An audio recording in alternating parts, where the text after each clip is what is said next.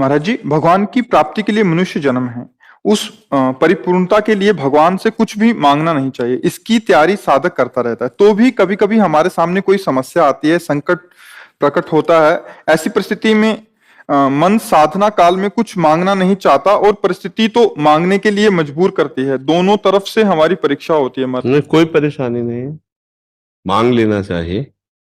भगवान ने उदार कहा है, अर्थार्थी, आर्त, जिज्ञासु, ज्ञानी, इन चारों को उदार कहा है। हम एक छूट दे दें थोड़ा भगवान को।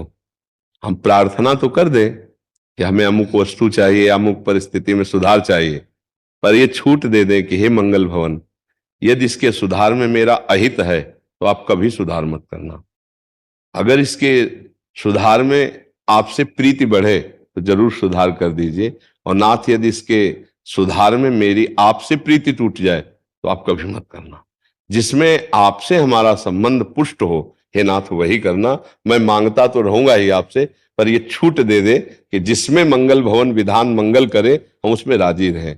हमारे आचार्य वाणी ग्रंथ में सबसे पहली लाइन है, जोई जोई प्यारो करे सोई मोहि भावे।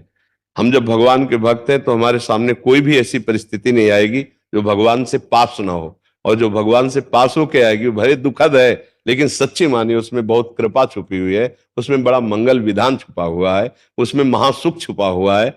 हम अज्ञान के कारण नहीं जान पाते। कभी कभी हम दुखद वस्तुओं को सुखद मान लेते हैं, कभी कभी हम दुख को सुख मान लेते हैं, और कभी कभी आनंद प्रदान करने वाले मार्ग को हम दुखद मान लेते हैं।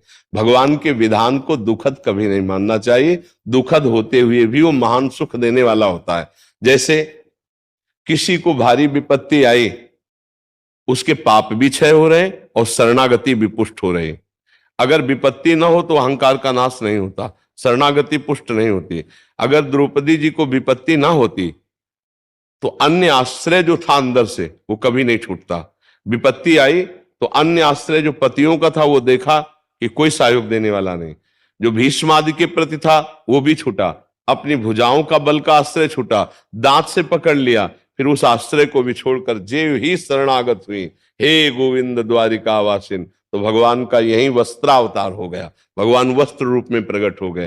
तो ये अहम दास का विपत्ति के द्वारा ही त्याज्य हुआ, समर्पण हुआ। देखो, गजेंद्र जब तक कोई सहयोगी रहा तब तक भगवान को नहीं पुकारा। जब बलहीन हो गया और जाना कि अब